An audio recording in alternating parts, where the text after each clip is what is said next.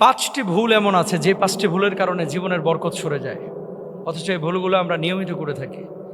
দেখেন, বারাকা এটা হচ্ছে আল্লাহ তাআলার পক্ষ থেকে আসে। আপনি হাজার হাজার কোটি টাকা কামাইতে পারেন, অথবা আপনি লাখপতি হতে পারেন, কোটিপতি হতে পারেন, লক্ষ লক্ষ স্বর্ণ মুদ্রার মালিক আপনি হতে পারেন, কিন্তু জীবনে বারাকা যদি না থাকে আপনি শান্তি পাবেন না।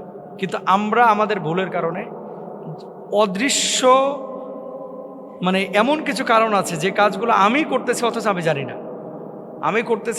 জানি না, এরকম পাঁচটা কারণ আছে যে কারণে আসলে জীবন থেকে বারাকা ছুটে যায় বা চলে যায়।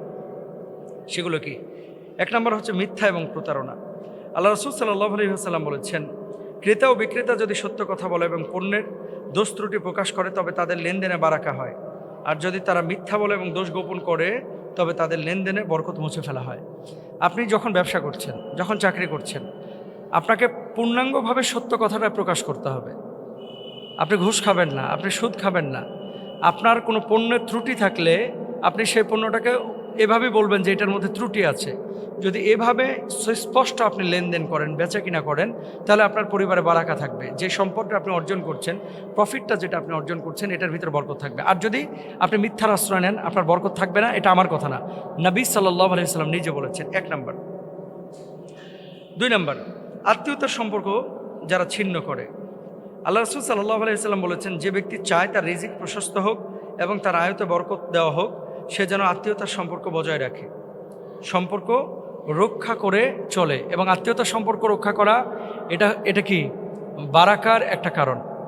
আপনি যদি আপনার রিজিক এবং হায়াতে প্রশস্ততা চান, তাহলে অবশ্যই আপনাকে আত্মীয়তার সম্পর্ক রক্ষা করে চলতে হবে। এটা নবীজি সাল্লাল্লাহু আলাইহি ওয়াসাল্লামের আদেশ। এখন আপনি নিজে বারাকা চাচ্ছেন কিন্তু আত্মীয়তার সম্পর্ক রক্ষা করছেন না, তাহলে আপনার জীবনের বারাকাটা নষ্ট হয়ে যাবে। একবারে সুস্পষ্ট কথা, আপনার জীবনে বারাকা নষ্ট হয়ে যাবে। এই জন্য আত্মীয়তার সম্পর্ক রক্ষা করে চলা বারাকার জন্য এটা বড় জরুরি। তিন নম্বর, সুদ এবং হারাম উপার্জন। আল্লাহ সুবহানাহু ওয়া তাআলা বলেছেন, ইয়ামহাকুল্লাহুর রিবা ওয়া ইউরবিস সাদাকাত। আরেকটা আয়াতে বলছেন কি, ওয়া হাল্লাল্লাহুল বাই'a ওয়া হাররামার রিবা। এরপর আল্লাহ বলছেন কি, ইয়া আইয়ুহাল্লাযীনা আমানুত্তাকুল্লাহ ওয়া দারু মা বাকিয়া মিনার রিবা ইন কুনতুম মুমিনিন। তিনটা কথা। এই সুদ হারাম করেছেন, ব্যবসা আল্লাহ হালাল করেছেন। আল্লাহ বলেছেন, আল্লাহ সুদকে নিশ্চিহ্ন করেন এবং সদাকাকে বৃদ্ধি করেন। আপনি যদি সুদি কারবার করেন, বান্ডেল বান্ডেল টাকা আসবে কিন্তু এটার ভিতরে বরকত থাকবে না।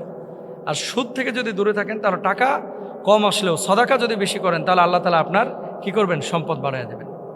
এই জন্য প্রত্যেকটা ভাই এবং বোনের উচিত যে এগুলো খেয়াল করা।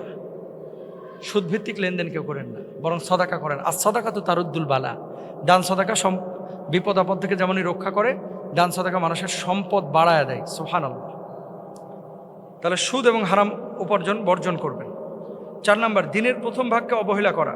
আল্লাহ রাসূল সাল্লাল্লাহু আলাইহি ওয়াসাল্লাম বলেছেন, আল্লাহুম্মা বারিক লি উম্মতি, আল্লাহুম্মা বারিক লি উম্মতি ফি বুকুরিহা। এরকম একটা হাদিস আছে।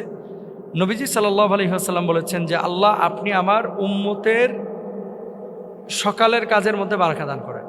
তো সকালবেলা আপনি 12টা পর্যন্ত ঘুমাবেন, আপনার সকাল হবে দুপুর 12টায়, তাহলে বারাকা পাবেন না। আপনাকে ফজর পরপরই কাজের মধ্যে বেরিয়ে যেতে হবে। এটা তাহলে বারাকার দরওয়াজা আপনার জন্য উন্মুক্ত হবে ইনশাআল্লাহ। 5 নম্বর, অলসতা এবং কর্মবিমুখতা। এটা আল্লাহর কাছে বেশি বেশি দোয়া করবেন, আল্লাহ আমি অক্ষমতা এবং অলসতা থেকে আপনার কাছে পানাহ চাই। অলস মানুষ কখনো সফল কাম হতে পারে না। তো বারাকা যদি আপনি আশা করেন, আপনাকে চেষ্টা করতে হবে। আসাইউ মিন্নি ওয়াল ইতমামু মিনাল্লাহ। চেষ্টা আপনার পক্ষ থেকে হবে, প্রতিদান আল্লাহর পক্ষ থেকে হবে ইনশাআল্লাহ। আল্লাহ তাআলা বোঝার তৌফিক দান করুন।